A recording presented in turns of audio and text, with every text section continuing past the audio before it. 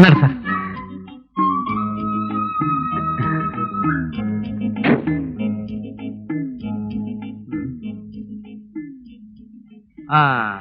കാശൊക്കെ സുബ്രഹ്മണ്യം ഏൽപ്പിച്ചേക്ക്. സെക്ഷനിൽ പോയി കൊടുക്കേണ്ടവർക്ക് കൊടുത്തിട്ട് നേരെ സൂപ്രണ്ട് സാമിയുടെ ഉള്ളിലേക്ക് വരണം. ഞാൻ അവിടെ ഉണ്ടാവും. അല്ല പത്രോസേട്ടാ, കൊടുക്കടോ ചന്ദ്ര. ഫൈനൽ ബില്ല് പാസ്സാക്കാനല്ലേ കാലും കട്ടിൽ നടക്കാൻ 100 പിശാചുകളുടെ സെക്ഷനിൽ കൊടുക്കണ്ടേ. അപ്പോ സ്വാമിക്കുള്ള ചാപ്പാട് അത് ഞാൻ കൊടുത്തോളാം. അല്ല ഞാൻ കൊണ്ട് കൊടുക്കാം. ഞാൻ കൊടുത്തോളാം. അല്ല ഞാൻ ഒറ്റ വീക്കുന്നുണ്ടല്ലോ. സ്വാമിക്ക് എന്തിനാ ചാപ്പാട്? സ്വാമിക്ക് കാശിനേക്കാളും താല്പര്യം ചാപ്പാടിനോടാ. പിന്നെ പത്രോസേട്ടാ, ഈ കവറൊക്കെ പബ്ലിക്കായിട്ട് ഓഫീസിൽ വെച്ച് തന്നെ കൊടുക്കണോ? അതൊക്കെ ആരും കാണാതെ സുബ്രഹ്മണ്യം കൊടുത്തോളും. അവൻ എന്റെ തീയെ. ഞാൻ എല്ലാം കാണുന്നു, എല്ലാം കേൾക്കുന്നു. എവിടെ നീ ശബ്ദം? താവെല്ലാം കേട്ടോ? ചേട്ടൻ എന്താ കേട്ടത്? ആരോ സംസാരിക്കുന്നത് പോലെ. ചിലപ്പോ എനിക്ക് തോന്നുന്നതായിരിക്കോ? ദൈവത്തിന്റെ ശബ്ദമാണോ ഞാൻ കേട്ടത്? ഞാനിപ്പോ വരാം. ആരാ പത്രോസേട്ടത്? തൃശൂർ BNRലെ എക്സിക്യൂട്ടീവ് എഞ്ചിനീയറാണ്. ഓ സാറേ, പത്രോസാണേ. എന്തൊക്കെയുണ്ട് പത്രോസ് വിശേഷം? സാറിന്റെ അനുഗ്രഹം കൊണ്ട് അങ്ങനെ നടക്കണു. ഇതാർക്കും ഈ ചാപ്പാട്? എന്റെ അമ്മായിമ്മ ഡിസ്ട്രിക്ട് ഹോസ്പിറ്റലിൽ പ്രസവിച്ച് കിടക്കുക. അവർക്ക് ചോറ് കൊണ്ടുപോകണം. ഓ, പിന്നെ പീരാമന്റെ കാര്യം ഞാൻ പറഞ്ഞില്ലേ? ഓർമ്മയുണ്ട്. വരുമ്പോ മുന്തിരിയായിട്ട് ഞാൻ അങ്ങോട്ട് വരാം. എന്ന് ഞാൻ ചെല്ലട്ടെ? എനിക്ക് അല്പം ധൃതിയുണ്ട്. പിന്നെ കാണാം. 2 കൊല്ലം നേന്ത്രക്കായി ഞാൻ കൂട്ടത്തിൽ കൊണ്ടുവരാട്ടോ. Good morning. Good morning sir. സുബ്രഹ്മണ്യോ, ഇരിക്കൂ. Thank you sir. നമ്മുടെ ചന്ദ്രൻ മുതലാളിയുടെ ഫൈനൽ ബില്ല് എവിടം വരെ ആയി സാർ? താനിപ്പോ ചന്ദ്രന്റെ കൂടെയാണോ? ഏയ്, ഞാനിപ്പോഴും പത്രോസ് മുതലാളിയുടെ PA. പിന്നെ ചന്ദ്രൻ മുതലാളിക്ക് ഈ കാര്യങ്ങളിൽ പരിചയക്കുറവുള്ളതുകൊണ്ട് എന്നെ അയച്ചു മാത്രം. ഈ കെയർ ഓഫിൽ തന്റെ മുതലാളി ചന്ദ്രന്റെ കയ്യിൽ നിന്നും കുറെ വെട്ടിക്കും. ഇതെല്ലാം ഫൈനൽ ബില്ലുകളാണ്. ചന്ദ്രന്റെ ബില്ല് അങ്ങ് താഴെയാ. അത് പിന്നെ എങ്ങനെയെങ്കിലും ബാക്കി ഫയല് താഴെയാക്കിയിട്ട് ചന്ദ്രന്റെ ഫയല് മോളിൽ കൊണ്ടുവരണമല്ലോ സാർ. അതെങ്ങനെയാ സുബ്രഹ്മണി? മറ്റുള്ളവരോട് ഞാൻ എന്ത് സമാധാനം പറയും?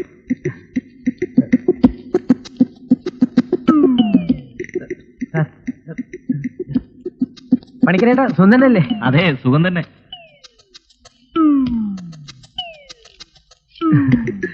സന്തോഷായല്ലോ. എന്ത്? കുറഞ്ഞോ? കൂടുതലാ വെച്ചിരിക്കുന്നത്. കൂടുതലോ? തന്നിട്ട് വേണ്ടേ? അപ്പൊ വാങ്ങിച്ചതോ? ആര്? ഞാൻ കൈ ഇതിനെ കൂടെ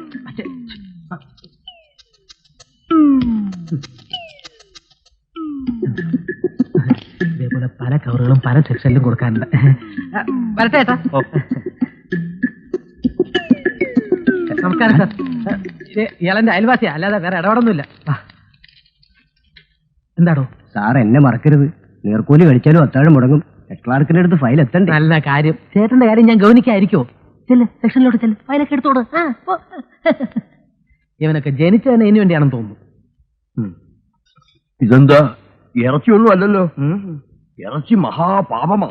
ഏയ്, ഇത് ഫിഷ് മോളി. മോളി? തന്റെ ഭാര്യയുടെ പേര് മേരിക്കുട്ടി ഉണ്ടല്ലേ? മോളി ഈ ഡിഷിന്റെ പേരാ, അല്ലാതെ എന്റെ ഭാര്യയുടെ പേരൊന്നുമല്ല. അതെനിക്കറിയാവോ? ഇത് പട്ടിണി കിടന്ന് ചക്കക്കൂട്ടം കിട്ടിയ പോലെ ഇയാളുടെ കാര്യം പറഞ്ഞു. അല്ല, മോളിന് നന്നായിട്ട് കുഴച്ച് കഴിച്ചാൽ നല്ല രസം ഉണ്ടാവും പറയാണ് ഞാൻ. നല്ല ഇരിക്ക. വയറ് നിറച്ചു കഴിച്ചോ? നിറയട്ടെ അങ്ങട്. അല്ല, മടത്തിന്ന് കൊണ്ടുവന്ന ചാപ്പാട്? മടത്തിന്ന് കൊണ്ടുവന്ന ചാപ്പാട് മടത്തി കൊണ്ട് കൂച്ചിട്ട്. എന്താ? അല്ല, മടത്തിന്ന് കൊണ്ടുവന്ന ചാപ്പാട് വീട്ടിൽ കൊണ്ട് വെക്കാൻ പറയായിരുന്നു. ഇവിടുന്ന് ജോലി കഴിഞ്ഞ് ചെല്ലുമ്പോ നല്ല വീക്ക് വിൽക്കാലോ. വേണ്ട വേണ്ട, തിരിച്ചു കൊടുക്കണ്ട, ഇവിടെ തന്നെ വെച്ചാൽ മതി. തിരിച്ചു കൊണ്ടുപോയി ആ പാർവതി ബഹളം വയ്ക്കും. ഇതിനിപ്പോ എന്താ ചെയ്യേ? ഇതിത്രയല്ലേ ഉള്ളൂ. ഇത് കഴിഞ്ഞ് ഞാനൊന്ന് ട്രൈ ചെയ്യാം. എന്റെ അമ്മേ. അപ്പൊ ആ പാവൻ ചന്ദ്രന്റെ ഫൈനൽ ബില്ലിന്റെ കാര്യം സ്വാമി ആറ്റല്ലോ? അതൊക്കെ പറഞ്ഞു കഴിഞ്ഞില്ലേ പത്രോസേ? ബില്ല് എന്റെ ടേബിളിൽ ഒന്ന് വന്നോട്ടെ. മതി, ധാരാളം മതി. കഴിഞ്ഞോ? കഴിഞ്ഞു. ഇവിടെയല്ല, ഇവിടെ ചോദിച്ചത്. എല്ലാം ഓക്കെ. ഇന്ന് വൈകുന്നേരം ചന്ദ്രൻ കോൺട്രാക്ടറുടെ ഫൈനൽ ബിൽ സ്വാമിയുടെ മേശപ്പുറത്തെത്തും. കൂട്ടുകത്തെ തീറ്റയെന്നുണ്ട് പണ്ടാടങ്ങൾ. മീന്റെ വല്ലാത്ത നാറ്റം. മീൻ കൂട്ടിയ പിന്നെ സാമ്പാറിന്റെ മണം ഉണ്ടാവുക. പക്ഷേ പത്രോസേ, ഫയൽ എന്റെ മേശപ്പുറത്ത് വന്നാലുടനെ ഞാൻ പാസ്സാക്കി വിട്ടോളാം. പിന്നെ തന്റെ അയൽക്കാരൻ സൂപ്രണ്ട് ശങ്കരവാര്യരുണ്ടല്ലോ, അയാളുടെ കാര്യം താൻ തന്നെ നോക്കണം. അയ്യോ, അതും സ്വാമി തന്നെയാണ്. അത് മാത്രം എന്നോട് പറയണ്ട, അയാളോട് താൻ തന്നെ പറഞ്ഞോണം. എന്റെ പെൻഡിങ്ങിൽ കിടക്കുന്ന 3-4 ബില്ലിന്റെ കാര്യം പോലും ഞാൻ വാര്യരോട് പറഞ്ഞിട്ടില്ല. പിന്നെ ഇപ്പോ ഒരു പിടിയും കിട്ടാത്ത ആളയാള്. എങ്ങനെ അയാൾ അപ്രോച്ച് ചെയ്യാ? എനിക്ക് നോക്ക് പത്രോസേ, താൻ വിരിച്ച വലയിൽ വീഴാത്തവരുണ്ടോ? വീഴുമെന്ന് എനിക്കറിയാം. എന്റെ കർത്താവേ, ചെകുത്താനെയാ വിളിക്കുന്നത്. എന്റെ പള്ളിക്കുരിശ് സംസാരിക്കുന്നോ? എന്താ പത്രോസേ ഇത് പതർച്ച? ഏയ്, ഒന്നുമില്ല. പോവാ. ശരി.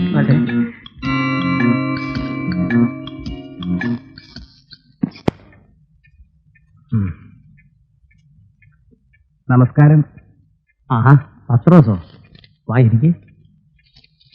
ഊണ് കഴിഞ്ഞാൽ എനിക്ക് എന്തെങ്കിലും മധുരം കഴിക്കണമെന്ന് നിർബന്ധമാണ്. എന്നാ താനും കഴിക്കുക. അയ്യോ, എനിക്ക് വേണ്ട. എനിക്ക് ഊണ് കഴിഞ്ഞാൽ 5-6 ഗുളികയാ പതിവ്. അതിന് തനിക്ക് എന്താ അസുഖം? എല്ലാം ഉണ്ട് സാറേ. ഡയബറ്റിക്സ്, പ്രഷർ, ഉറക്കമില്ലായ്മ, ഒന്നും പറയണ്ട. ഒക്കെ പണക്കാർക്ക് വരുന്ന അസുഖങ്ങളാ. ഇരിക്കെ. പത്രോസേ, കണ്ടമാനം പണം കൂടുതലായാലും ബുദ്ധിമുട്ടാ. സാറ് പറഞ്ഞത് ശരിയാ. ചിലപ്പോ തോന്നും എല്ലാം വലിച്ചു തന്നിട്ട് വല്ല സന്യാസിനും പോയാലോ ഒന്ന്. ബന്ധനസ്ഥനായ മനുഷ്യനായി പോയില്ലേ. മനുഷ്യാഹ ബന്ധനസ്ഥിത എന്നല്ലേ. പത്രോസിന് സംസ്കൃതം അറിയാമല്ലേ? കുറേശ്ശെ. ആ, ഇത് പോട്ടെ. ഇന്നെന്താ പതിവില്ലാതെ പത്രോസ് എന്നെ കാണാൻ വന്നത്? ഒരു നല്ല കാര്യം പറയാൻ വേണ്ടി വന്നതാ. എന്താ ഒരു 8 കുഞ്ഞ് പാവം പോയത്. സർക്കാർ ഓഫീസല്ലേ? ഇന്നലെ രാത്രി ഞാനൊരു സ്വപ്നം കണ്ടു. 3-4 സെന്റ് ഭൂമിയില് സുന്ദരമായൊരു വീട്. അതിന്റെ പാലുകാച്ചി നടക്കുന്നു. ഞാനും മേരിക്കുട്ടിയും മക്കളും ഒക്കെ ഉണ്ട് പുതിയ വീട്ടില്. വീടിന്റെ ഉടമസ്ഥൻ വാര്യർ സാറും ഭാര്യയും മക്കളും ഒക്കെ ചേർന്ന് വിരുന്നുകാരെയൊക്കെ ക്ഷണിച്ചിരുത്തുന്നു. കാപ്പിയും പലഹാരം കൊടുക്കുന്നു. ആകെ ഒരു സുഖകരമായ അന്തരീക്ഷം. എന്നിട്ട് നല്ല അയൽക്കാരന്റെ സ്വപ്നം സത്യമാകുമെന്ന ഞങ്ങളുടെ പ്രമാണം. ഇന്ന് ഞാനൊരു വീട് നേരിട്ട് കണ്ടു. സ്വപ്നത്തിൽ കണ്ട പോലെ തന്നെ നല്ല സുന്ദരമായ ഒരു വീട്. തമ്പുരാൻ കർത്താവാണ് സത്യം. പച്ചക്കള്ളം. ഇത് വലിയ ശല്യായില്ല. മര്യാദയ്ക്ക് ഒരു കള്ളം പറയാൻ പോലും സമ്മതിക്കില്ല അല്ലേ? പത്രോസ് ആരോടാ സംസാരിക്കുന്നത്? ഒന്നുമില്ല. ആ, എന്നിട്ട് വീട് കണ്ടിട്ട് പറയാം. അതുപോലൊരു വീട് സാറിന് ഉണ്ടായാലോ എന്ന് ഞാൻ ആശിച്ചു പോയി. സാർ എന്തിനാ ഓഫീസിൽ നിന്നും ഇത്രയും ദൂരം ഗ്രാമത്തിൽ പോയി താമസിക്കുന്നത്? അതും വാടക വീട്ടിൽ. നാട്ടിൻപുറത്താവുമ്പോ വാടകയും വീട്ടു ചെലവും വളരെ കുറയും. പിന്നെ സമയത്തിന് ഓഫീസിലെത്താൻ അല്പം ബുദ്ധിമുട്ടുണ്ട്. അത് സാരമില്ല. സ്വന്തമായിട്ടൊരു വീട് വെക്കണമെന്ന് സാറിന് ആഗ്രഹമില്ലേ? സ്വന്തമായിട്ട് വീട് വേണമെങ്കിൽ എനിക്ക് വല്ല ലോട്ടറി അടിക്കണം പത്രോസേ. എന്നാ ലോട്ടറി അടിച്ചു എന്ന് തന്നെ വെച്ചോ. ഞാൻ എത്ര പേരെ കൈ അടച്ച് സഹായിക്കുന്നു. സാറിന് മാത്രം എന്തുകൊണ്ട് സഹായിച്ചുകൂടാന്ന് എന്റെ ഭാര്യ മേരിക്കുട്ടി ഇന്ന് രാവിലെ എന്നോട് ചോദിച്ചതാ. സത്യമായി സാറിന് പൈസയ്ക്ക് ബുദ്ധിമുട്ടുണ്ടെന്ന് എനിക്കറിയാം. ഈ വർഷം കൂടി കഴിഞ്ഞാൽ സാറിന്റെ മകൻ ഡോക്ടറാവും. അപ്പൊ വലിയൊരു ചെലവ് കുറയുമല്ലോ. സാറ് കുറേശ്ശെ തിരിച്ചു തന്നാൽ മതി.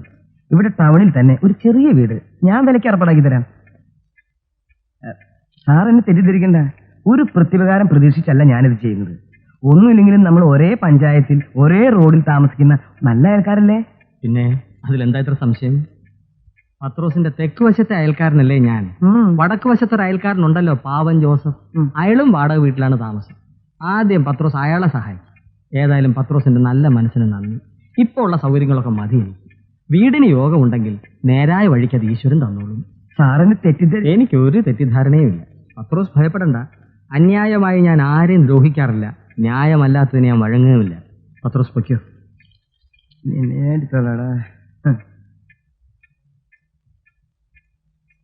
നല്ല അയൽവാസി ഒരു ദരിദ്രവാസി തന്നെയാ.